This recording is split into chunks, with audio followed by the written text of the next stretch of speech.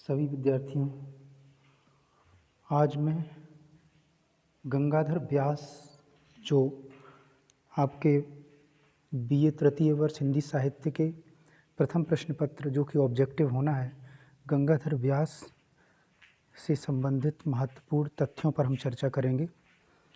बुंदेली साहित्य में ईश्वरी के बाद अगर कोई महत्वपूर्ण कवि है तो गंगाधर व्यास माने जाते हैं।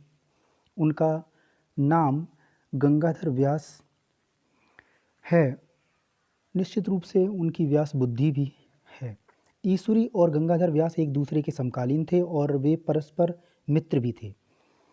अतः ईश्वरी और गंगाधर व्यास की रचनाओं में एक दूसरे का प्रभाव स्पष्ट परिलक्षित होता है, क्योंकि आपस में मित्रवत संबंध थे ईश्वरी और गंगाधर व्यास जी के।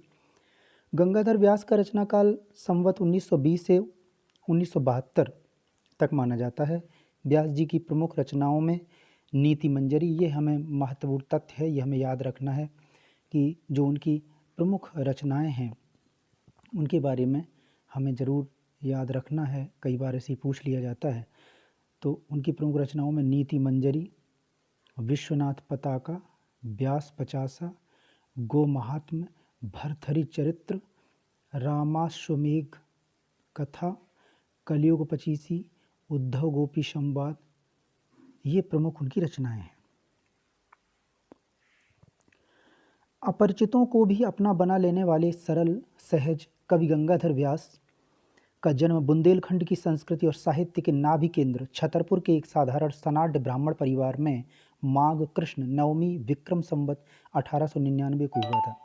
मतलब उनका जो जन्म हम जानेंगे, क्योंकि चूँकि ऑब्जेक्टिव प्रश्न होना है तो इसलिए हो सकता है कि जन्म के बारे में पूछ लिया जाए, इसलिए हमें याद रखना है कि उनका जो जन्म है वो छतरपुर के एक साधारण सनाढ़ ब्राह्मण परिवार में हुआ था 1899 को। अगर सन ईस्वी सन में कहें तो 1842 को उनका जन्म हुआ। उनके पिता का नाम पंडित रामलाल व्यास था। उनकी प्रारंभिक शिक्षा छतरपुर में हुई, जहाँ रहकर उन्होंने संस्कृत, हिंदी, उर्दू का अध्ययन किया। व्यास जी की विलक्षण प्रतिभा ने 16 वर्ष की आयु में ही उन्हें कवि बना दिया। झांसी के मऊरानीपुर निवासी बाल मुकुंद दर्जी इनके कविता गुरु थे।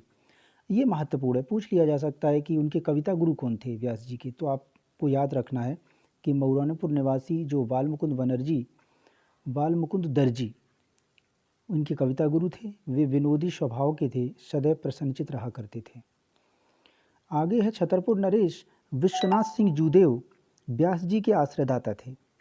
मतलब छतरपुर के जो नरेश विश्वनाथ सिंह जूदेव के आश्रय में रहे व्यास जी की। अब ऐसा प्रश्न भी पूछा जा सकता है कि उनके आश्रयदाता राजा कौन थे, तो आप कह सकते हो कि विश्वनाथ सिंह जूदेव, जो कि छतरपुर के नरेश थे। व्यास जी की काव्य प्रतिभा से प्रभावित होकर महाराजा विश्वनाथ सिंह जूदेव ने उन्हें राजाश्रय प्रदान किया। एक बार महाराज ने राधे श्याम नामक एक समस्या पूर्ति करानी चाहिए। गंगाधर व्यास जी ने इस समस्या पूर्ति को इस प्रकार किया। तो ये कोई परीक्षा की दृष्टि से महत्वपूर्ण है, इसलिए हम आगे बढ़ते हैं। व्यास जी ने समय समय पर अपने आश्रयदाता को प्रसन्न करने के लिए उनका यश वर्णन भी किया है, जैसा कि सभी कवि करते ही हैं अपने आश्रयदाता राजाओं की प्रशंसा।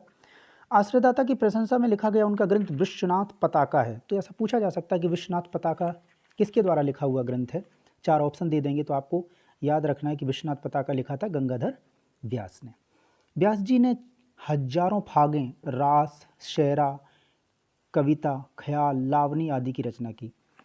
मतलब उन्होंने बहुत सारे जो विधाओं में रचना की है, ये हम कह सकते हैं। उनकी जो ये आगे आता है कि व्यास जी ने किस तरह से हजारों फागों, मतलब रास, शेरा, कविता, ख्याल, लावनी आदि की रचना की। अपने आश्रयदाता के मनोविनोद के लिए अनेक हास्य रचनाएं भी उन्होंने सृजन की। व्यास जी जो हैं वो रीतिकालीन काव्य परंपरा के कवि कहे जा सकते हैं। तदनुरूप उनके काव्य में श्रृंगार रस, नायका भेद के श्रेष्ठ रंग दिखाई देते हैं।